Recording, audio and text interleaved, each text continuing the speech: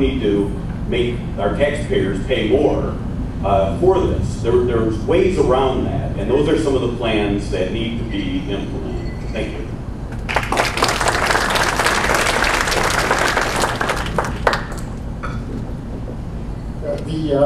The drugs and the alcohol problems are not unique to the adult system. In the 14 years that I've dealt with juveniles in the juvenile system, there has been a constant problem with substance abuse with juveniles. And juveniles are probably like adults. First of all, you have to get the kids to want to admit that they have a drug problem and alcohol problem. And my attitude has always been, once to let them accept responsibility for their actions, they can't blame mom and dad, they can't blame the police, they can't blame their friends. So I'm a big believer in treatment for both alcohol and drugs. In the juvenile system, we did have a drug program where we treated kids for, we placed kids, by the way, out of their homes for drugs. And we did that for alcohol too. But the one thing we found is once they were in treatment and they came back, they were good for a while, but then they reverted back. And at that time, you have to tell yourself, what do we do? Well, then that's where the punishment came in. Thank you.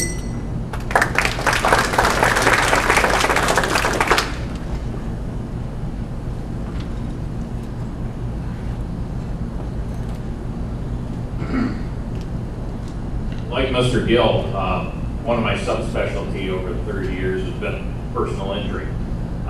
Post-traumatic stress disorder is a horrible illness caused by trauma in different ways. My brother, who's a neuropsychologist in Midland, is treating a number of the veterans that Mr. Jacobs was talking about. Mental illness causes a number of problems, including drugs and alcohol. The whole area of mental illness and mental treatment is something that has to be addressed at all levels. And I've had unique professional opportunity to handle these cases with psychologists across the state in terms of post-traumatic stress disorder and its effects.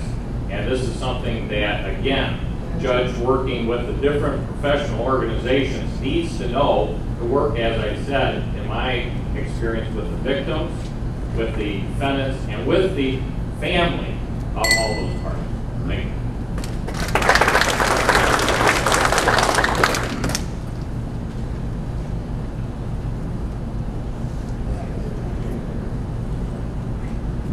The district court race has been in the news recently, so I have to ask this question. I also have the circuit court candidates weigh in on it.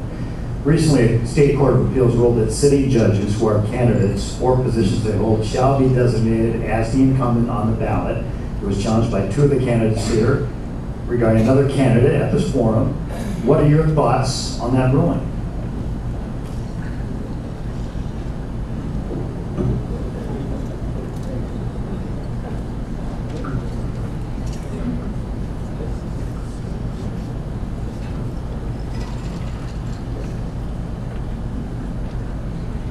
I get to be first on this one. Yeah. Okay. I believe that the way things worked challenged the integrity of our process. And that's why Mr. Jacobs and I, joint other attorneys, brought suit in this particular matter. And because I believe that the judicial race should be nonpartisan. And in this particular race, it had all the appearances that it was going to be an open seat that 5 candidates on the table were all going to run for. That's not the way it turned out. I think it undermined the integrity of the process. That's why I felt I brought suit. I did not win, but I think we brought light to that issue. Thank you.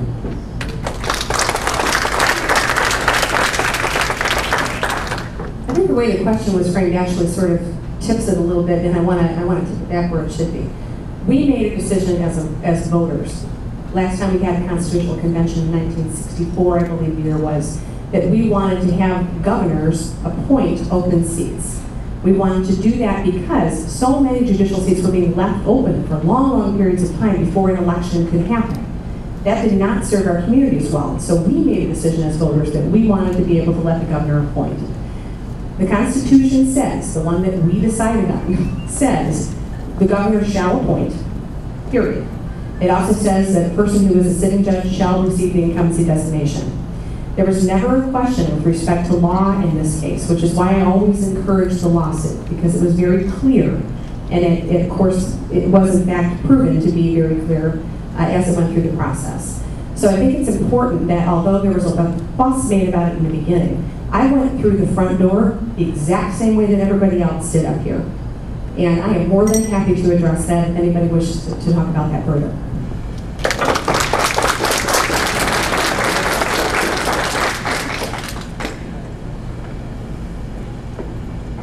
Well, since I'm running for circuit court and don't really have to have any thoughts on the matter, I choose not to.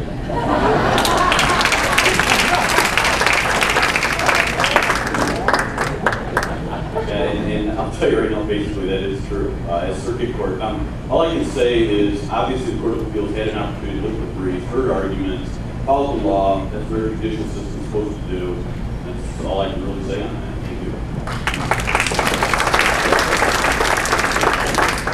Thank you.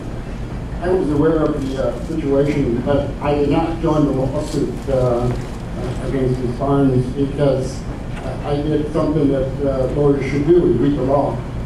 I was familiar with statute, I was familiar with the Constitution, not because everything else is that I have Google resources that I can call and say, what do you think about this? So I refused to join the lawsuit. But I guess I can say is that I read Judge Scorsoni's decision, I read the Court of Appeal decision, and as a good jurist, I follow the law. If that's the law, then I follow the law. I'm not up here to make law in favor of one person and another person. The law should be applied equally to everyone. If that's what the law says, then that's what I'll follow. Thank you.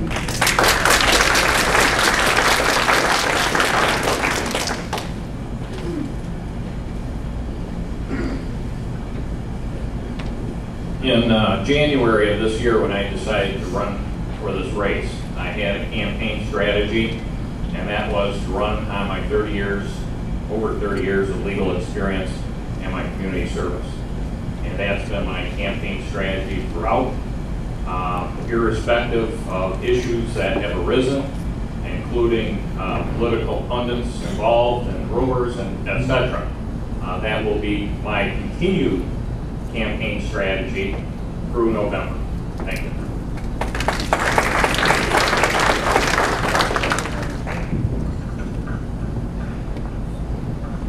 Again, I've never ran for an office before, so I tend to answer the question. I think the decision was terrible.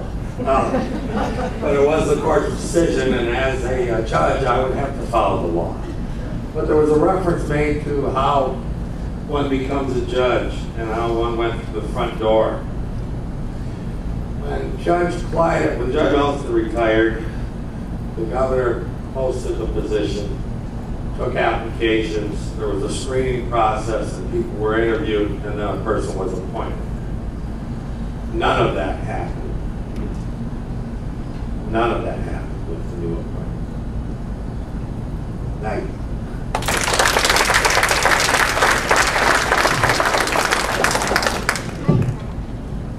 Another multi-parter. Given the caseload of the district court and circuit court is about 75% criminal, we'd like to know how many criminal cases you've handled in your legal career, and of those, how many actually went through to a trial. And the same question pertaining to civil cases. Ms. Barnes. I started my career as a civil attorney. I took one case to trial as a civil attorney, and that is because primarily civil cases don't end up in trial. And I'm sure Mr. Demonstrat has tried a lot of them, but he may dispute me on that. But as a criminal attorney, I was a prosecutor for quite some time, and I was in a high-volume prosecutor's office where we handled between 40 and 60 cases every 2 weeks in trial. So every single one of those cases had to be resolved, and we often tried them back to back. So I handled between 1,000 and 2,000 cases as a prosecutor, and of those I would say I probably tried 40 cases. Of those 40 cases, I won all but one. As a defense attorney here in Bay County, I